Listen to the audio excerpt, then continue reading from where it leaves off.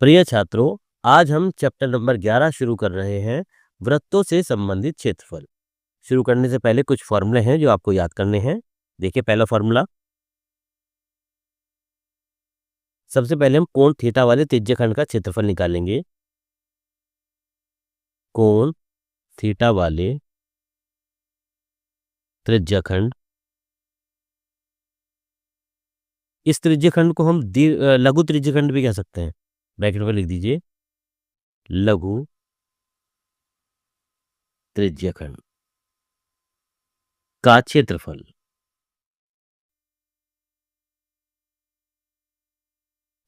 जब हम निकालेंगे तो ये जाता हमारा थीटा बटे 360 degree into pi r square.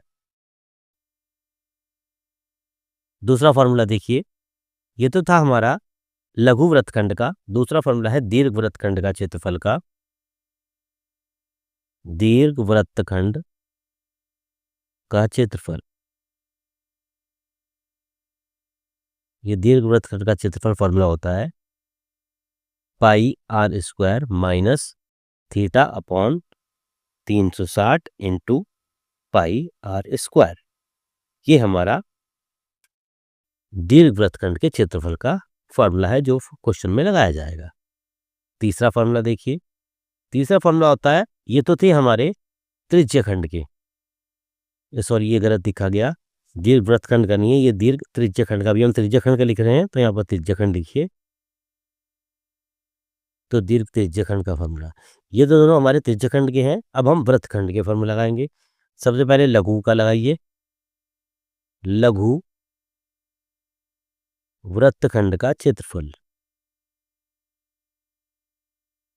लघु वृत्तखंड का क्षेत्रफल, ये फॉर्मूला आता हमारा theta upon 360 into pi r square minus r square sine theta upon 2 into cos theta upon 2।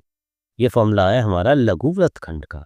इसी तरह से हमारा दीर्घ वृत्तखंड का फॉर्मूला है दीर्घ वृत्तखंड का फॉर्मूला। तो दीर्घ वृत्तखंड का क्षेत्रफल ये क्या है, ये आता है हमारा पाई आर स्क्वायर माइनस, इसके बाद वही फॉर्मूला आ जाएगा लघु वृत्तखंड का क्षेत्रफल। लघु वृत्तखंड का क्षेत्रफल, यानी कि ये जो फॉर्मूला है पूरा लघु वृत्तखंड का, ये इसके बाद लिखा जाएगा। तो इस तरीके से हमारी इस प्रश्नावली को शुरू करने से पहले हमें ये 4 फॉर्मूले याद करने पड़ेंगे।